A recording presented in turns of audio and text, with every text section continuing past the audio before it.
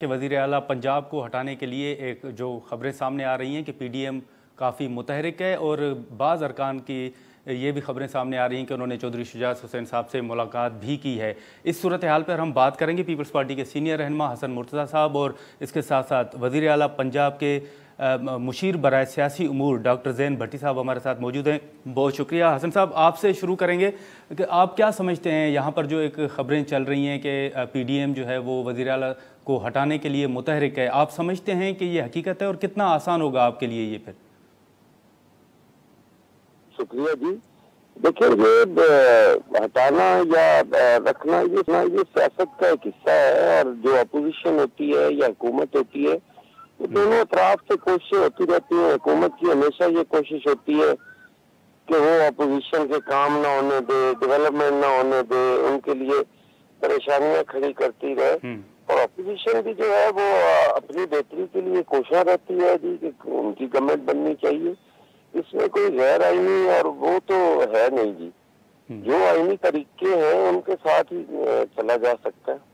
तो सर, आप समझते हैं कि जो नंबर गेम आपने भी देखा कि जो हमजा साहब आए उसके बाद चौधरी साहब आए, तो नंबर गेम जो है वो आपके हक में होगी या अगर आप कोशिश करें तो ये बाजी जो है वो पलट सकती है आपकी नज़र में? यकीनन जी, ये नंबर गेम से ही होना है। ये तो नहीं हो सकता कि उनको किसी ने उठा के बाहर फेंकाना है।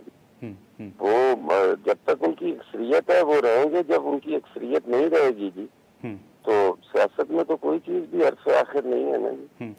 तो हसन मुर्तज़ा साहब, अब ये भी जो खबरें थीं कि बहुत से लोग जो हैं वो चौधरी शुजात हुसैन साहब से भी मिल रहे हैं, तो आपकी इंफॉर्मेशन क्या है कि कितने लोग हैं जो परवेज़ इलाही साहब के साथ इस वक्त नहीं हैं या उनसे नाराज़ नज़र आ रहे हैं? आप बड़े मुतहरिक हैं, सुबह असम्बली में भी हमने देखा है, तो आपकी इंफॉर्मेशन क्या है?